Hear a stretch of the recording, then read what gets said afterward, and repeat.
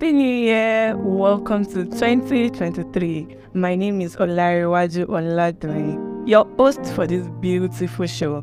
Welcome back to the FEP Talk Show, where real life experiences, true life stories, insight, and broader knowledge is shared on finance, entrepreneurship, and purpose. And on today's episode of Purpose, I have here with me a music minister, an entrepreneur, a friend, and a kingdom ambassador by the name Minister Barnabas Haruna, aka Agba. Welcome to the show. Thank you so much. Thank you so much. I'm so glad to be on the FEP Talk Show. Oladun, I am very, very grateful to be here. Thank you for having me. You're welcome. Thank you. You're welcome. So moving on to today's show, Minister Barnabas would like to know you a little bit more than what I've said. So what would you like to know about you? Well, my name is Barnabas Haruna. As you rightly said, I am a child of God. I am a lover of God. I believe that I am God's strategy set from eternity to time, Like God. actually to inculcate the values of the kingdom in people's hearts and people's lives. The universe and also the industry has categorized us to be, so I would introduce myself as a singer, songwriter, recording artist, music minister, and also worship leader, as you know. So that's that about. You see why I call him Agba? It's very deep. You just try to explain things in the most simplest way and extremely deep. Thank you so much. Welcome again to the FEP Talk Show. Alright, Minister Barnabas. Okay, tell us where you're from and where the journey all started from. Well, actually, I am a Nigerian. As the younger kid, I'm coming from the northwest part of Nigeria, Kebbi State precisely. I am from Zuru. I'm Dakar by tribe. I am a graduate of computer science from University of Kebbi State, University of Alium Science and Technology. I also am the CEO of King's Domain Global Computers. Will make your dreams come true. Alright.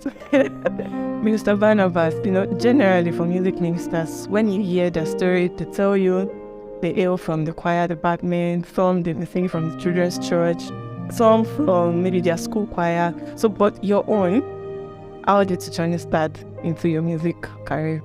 Well, I believe my music journey started officially or more actively 2013 when I actually wanted to be the first R&B pop gospel artist. That it's quite globally accepted.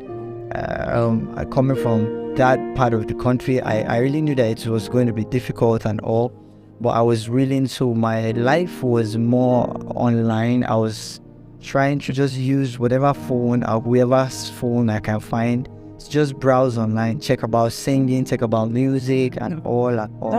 This one is at what age?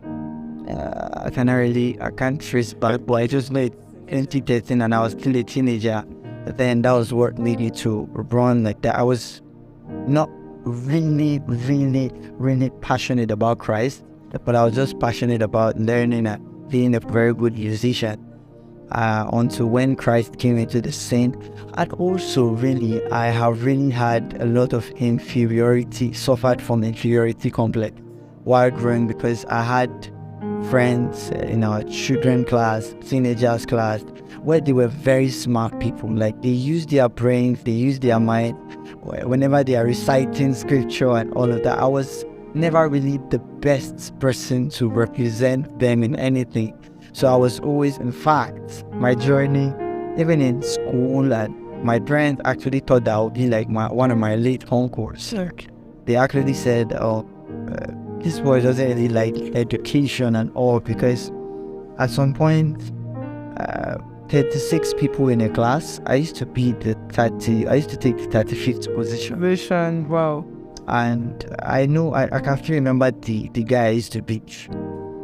I don't want to mention it because we're on air, Well, I used to, whenever I collect my result and I see that I beat him, I'll be like, you see, I beat you. I was so proud of that, and my parents were not really happy about that. And I actually thought that I never really had a future, anything that has to do with mind or, being a creative. I never saw my future like that. So, but until when Christ came into my life and really began to change my life towards studying and growing and becoming more excellent and all, so that's how we got here really. So I can really see that my testimony is helped by God, because whatever I'm doing right now, it's not really by my strength and all. One of my best scriptures is Proverbs 3 verse 5, where it talks about trust in the Lord with all thy heart. Lean not, I used to say, Barnabas, trust the Lord with all your heart. Lean not unto your own understanding, and in all your ways acknowledge him, and he will order your steps. So, and that's how I got this far. It's not by my power. Indeed, he has ordered your steps. Yeah, ordered your steps. Like, you are really doing it, and I celebrate you. Thank you so much. Glory to God. Yeah. All right. So, thank you so much for this story. Like, personally, I feel like it's deep. It's not the usual story that nobody will come live and come and say, it's my position in class, this is who I am, I used to be dull, I used to be this, I used to be that. But you sharing it now, like, I'm very sure a lot of persons will learn and be able to pick up themselves back from this story. So thank you so much. I know you are the CEO of KTG, C Cup with us. Yes. So how do you merge your business and your music career? Okay, this is how it all started. Just as I said earlier, my parents always thought that I was likely to be like one of my late uncles, who was always interested in hard work, using his hands to do things more than maybe education or anything. I actually gave myself whole to repairing computers, buying parts, selling the accessories, and just being a businessman, because I thought there was no way for me knowledge in music, in anything. I actually didn't find space there. But in that spot, I actually just found out that I had pleasure singing while working. I could play music. My customers sometimes would be like, it's loud. I just kept on doing that, and I kept on working on my voice. I kept on singing while working. So it was a two-way thing. It's not like a two-edged sword. So while I'm working, I'm singing. While I'm working, I'm singing. So until when it got to a point where people began to recognize what I was doing and singing and all. So sometimes they invite me to minister, and I go to workshop with my workshop clothes. And the moment it's time to minister, I just change. And then sometimes I go for the ministration. And when I'm done, the people will wait and be like, are you not the boy that we saw that was fixing in my computer? And I'm like, yes. Actually, this is where the difference between the boy and the treasure. My God. Yeah, my granddaddy always says that. So and how I made it is just, I think I plan my day, and I always have time for which computer. I have time for God, music. So because of that balance, with the way I told you, I started in the workshop. One of the strategies I employed was to invest in having gadgets that will help the efficiency of the delivery of my work. Because I discovered that music needs me, like my music ministry demands a whole lot of time from me, and also I need to be there for the customers. So one of the strategies I had to employ was to invest heavily on my materials, equipment, and also resources that would get the job done in 5 minutes, 10 minutes. So most of my investments goes there and also goes back to music. So that's the circle for me. Alright, so before you became this excellent, like this good with your 5 minutes, you like, I will repeat them in 5 minutes. What are the challenges that you faced and the success story thus far? Okay, I think first of all, there was a time I wanted to get my first acoustic guitar. I had to travel out of town, Sokoto, This is from Cape State to get my guitar, and I didn't tell my parents about it. I'm not encouraging that, but I went there and I got it, and I came back. I remember my dad telling me, "So you had this money to buy guitar, and you didn't ask us for advice to tell you where to invest the money and all." But I was chasing my dreams, my bro. I was chasing my dreams. I was sorry, but I was not ready to return the guitar. And when they heard that it was Sokoto, they just knew that this boy, so they left me and allowed it for a while. I was not enjoying the fellowship like that for a week, but it's finally went well. And that has been one of my first challenge, because there's always this, just go to school, do that. And I really went to school, and God has helped me thus far. My challenges so far also has been my obedience to God, particularly because most times God inspires me to write some kinds of songs that goes to the world, not to the church, because the Bible says we should go ye into the world and preach. That's cosmos. We go into the world and preach the gospel, not just, he said we're the light of the world, not the light of the church. I actually love fellowshipping with believers and the brethren. That's one of the core things I love doing. The presence of God is mightily, but I also believe that I have a message to the world, teaching them about I told you, I'm a strategist sent from eternity into time, inculcating the values of the kingdom. And it takes you understanding the language of the people to talk to those people, for them to be able to relate with what you're saying. So that's why God inspires me to be, most times I can be very lyrical and I express myself. So the challenge has really been, sometimes the church be like, guy, are you missing your mark? But it's not always like that. I also struggle to obey him most times like that, because I be like, Lord, I'm building a reputation, to be a minister. But you're inspiring me to write these songs, and I can see your hands on it and also, but I have never regretted obeying him, So that has been one of my major challenges. Secondly, when he inspires me to write songs, sometimes I want to do it immediately. And because I wouldn't just say lack of resources and all of that, the way people complain, do it there, but lack of access sometimes to having studio equipment. I have some ideas about production. When you have your equipment, you could equally just do it quickly and release your sounds and send it out to the world. But with that, sometimes it delays 2 weeks, 3 weeks, 1 month, 2 months before we let those sounds out. So that has been one of my major challenges all through my journey, but I believe God has been helping and He has held me on. So what are the success stories that so far? Whenever I hear success stories, I am tempted to really see that I've not really started. I know I know you're going to answer this question.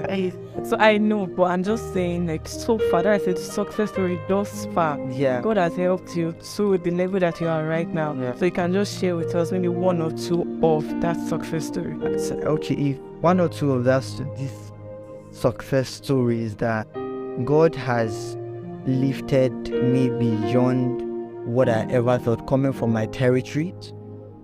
When I'm sitting here and talking to you, I'm not just talking to you on behalf of myself and the kingdom of God alone. I'm also talking to you on behalf of my territory, Northwest Kepi State. They have shown me love. They have proven to me that, despite the fact that they say a saint or a prophet is not accepted in his place and where he's coming from, but really they have really shown, they haven't proven that wrong, but to some extent they have really encouraged me to keep on going and to keep on shining for the light of God and fulfilling my assignment that God has given me here on earth. So I think for me, that's really one of the things that I would say is success. And secondly, success to me is actually obeying God part-time, because I can only say I'm successful when my king says, yes, you actually did it right the way I wanted it to be done. Not in the eyes of men, because what people term to be success is not really what it is. Because I see a lot of people, because they have access to maybe a lot of audience or people, and they term that to be success. I mean, I've seen a lot of people who have influence, and yet they are not successful because your definition of success my definition of success is quite different. It's fulfilling the course that God gives me part-time. So for me, my success has been that I can boldly tell you that I am in the will of God right now for my life. So much. Okay, so what advice do you have for Team FEP? Well, I believe the audience that are watching you are financially inclined, or they aspire to be financially inclined entrepreneurs and also purpose-driven people. Yeah. So particularly, I would have advice for the three. By the way, keep watching FEP Talk. Thank you. FEP Talk. Thank you. It's a very fruitful ground that you could learn and grow. My advice to first those who are looking to have their finances flourishing, I would say, yes, just the way you know it. Don't just chase money. Learn, understand how money works. If you're chasing money, that means money is running and it's running somewhere. Why don't you invest in yourself so much that you actually be the money magnet, where the money now comes to you rather than you just chasing it? I believe sometimes we kind of find it hard to believe that. But when you invest in yourself, really, money will look big. Secondly, I would actually also say that please don't chase money to an extent that you lose track of your purpose on earth. You know, God has predestined you to be what He wants you to be, and you can only find that in Him. There's no purpose outside God. You can have your own goals, you can have your own vision, but purpose is absolute in the eyes of God, but it's progressive in our eyes. So that's why David can be a warlord, can be a string instrumentalist, he can be a king, he can be a mentor, a kingdom financier, you know. But still yet, in God's purpose is absolute. So down to entrepreneurship, I would really say, please don't put your hands into dirty things.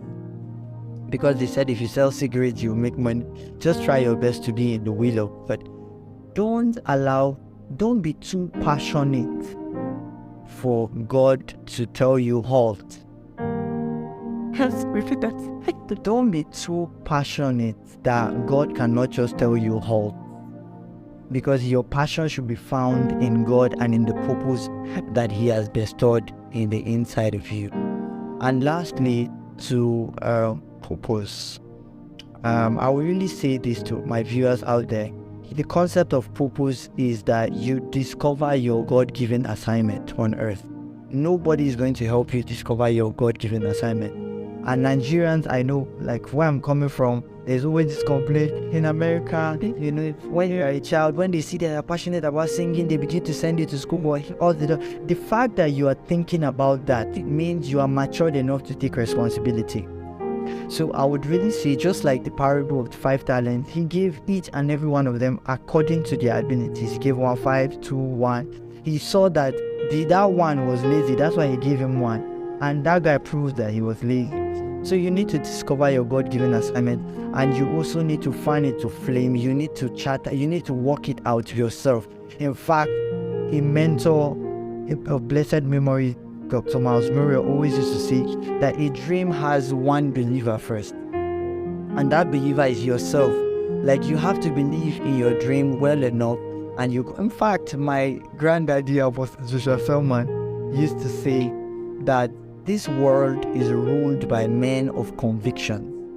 So people, if today I say shirt is my God, if I wear this shirt, I'll be lucky, and I begin to see it, and I'm convicted about it, I won't follow what. So you have to believe in your dreams well enough for people to even believe in, for people to even invest in you. In fact, I had to believe in my song for people to begin to sing my songs, because I found out that God has bestowed on me a lot to write songs and to bless the nations with His sounds and His principles and His laws.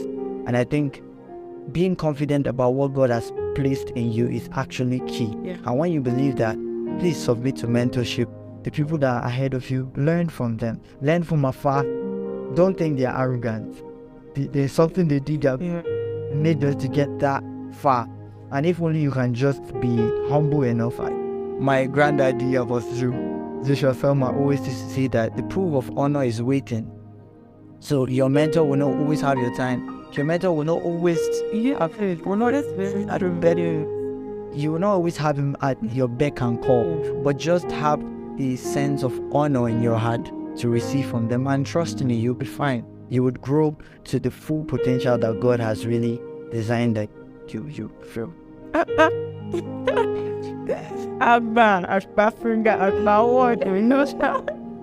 my God, no, thank you so much. So to round up for today's show, I just wanted to tell us about your main. I know you have various people that you learn from in the music industry, but just pick one and talk about the person in the next 30 seconds. In the next 30 seconds, my mentor that have accepted me and have given me his time so much is from Just Boy. He stays in Kebbi State. His mentor, Nanju Samuel. Like, I so love you, sir. Thank you so much for challenging me. Thank you so much for believing in me. Thank you so much for pushing me. You know, he has pushed me to become better. There are times I want to pitch. I'll be like, I can't hit this pitch. He'll be like, you can do it. Who told you? It's just your mind and all. And he has really kept endorsing me. Thank you so much for endorsing me. I really have seen a lot of, I've learned humility from him because he treats me like his friend. Despite the fact that I know a lot of mentors will not do that. But for me, I really see that as a privilege, and I'm really grateful. Thank you, Sir Nanju. God bless you. Yeah, Doris, let's see this video and thank you so much. Thanks. So that brings us to the end of the FEP Talk Show for today. Yeah, so we've come to the end of the FEP Talk Show for today. Mr. Barnabas, do you have anything for me before we run up? Oh, yes, Oladune. Okay, before I say the word, I think I saw that you wear glasses a whole lot.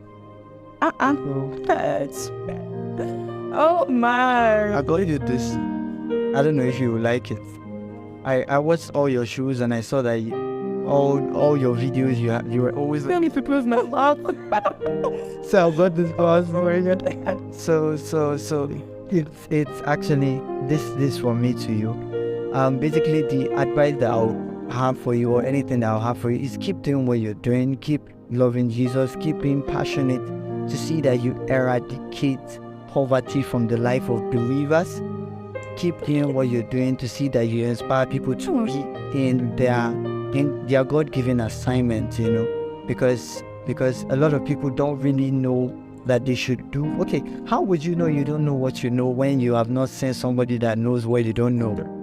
So I love the fact that you are actually giving yourself to educate people, and trust me, whoever waters, you'll be watered.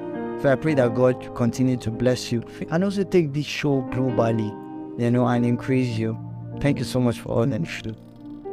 Oh my God, I wasn't expecting that. Thank you so much. Oh my goodness. It is about great. Wow. Let's see the one that fits me more. Actually, it doesn't go with the color one. Wow. How do I look, guys?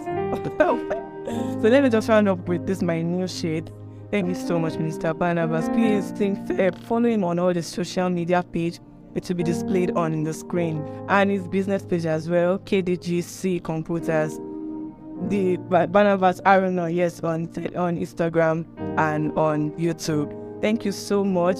Follow us on all our social media page at the FEP Talk Show on Facebook, on Instagram, and subscribe. It's very important.